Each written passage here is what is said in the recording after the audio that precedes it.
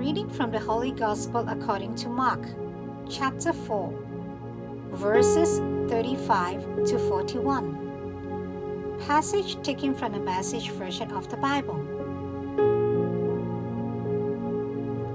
Later that day, he said to them, "Let's go across to the other side." They took him in the boat as he was. Other boats came along. A huge storm came up.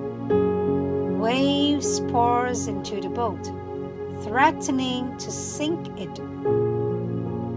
And Jesus was in the stern, head on a pillow, sleeping. They roused him, saying, "Teacher, is it nothing to you that we are going down?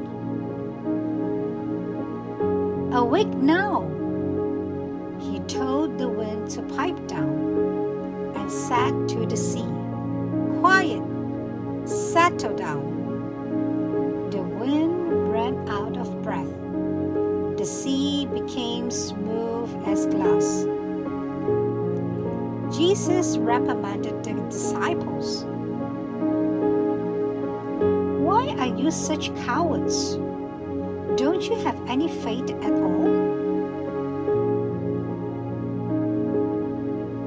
They were in absolute awe, staggered. "Who is this anyway?" they asked. "Wind and sea at his back and called." The Gospel of the Lord.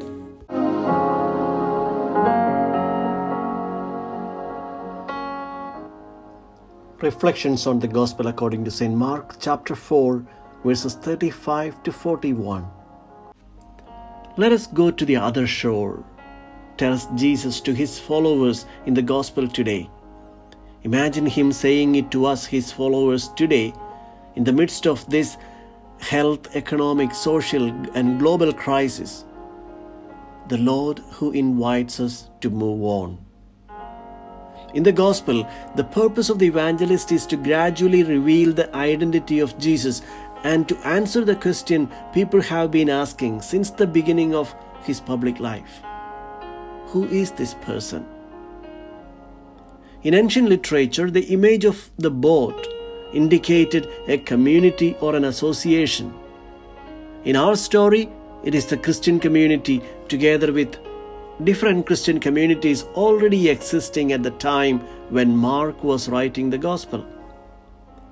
The boat is to bring Christ to the land of the pagans. Jesus falls asleep in the stern. Stern is the place for the captain. How can a captain sleep totally unaware of the storm and impending danger? Sleep in the Bible is often used to indicate death. Even Jesus uses the word sleep figuratively. "Our friend Lazarus has fallen asleep," says Jesus. And then the child is not dead but asleep. Mark might be using this term sleep to refer to the death of Jesus. Now the disciples are tossed by the waves, which are the tragedies of life, persecution, tensions, and disagreements within the church community. But Jesus, although present in the boat, is asleep and does not intervene directly. Today's passage is Mark's way of understanding the life of the persecuted church, where Jesus seems to be asleep or silent. Christians can at times feel alone in the face of problems, adversities, failures, and ask, "Where is God? Why does He not manifest His power?" Sometimes we feel Him distant or absent. His silence baffles us and instills fear. We would shout to Him with the psalmist, "Awake, O Lord, why are you asleep?"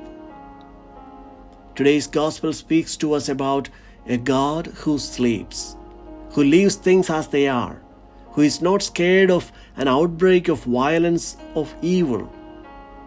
He is a God who lets go allows that envy, rivalries, and lies, injustices break out.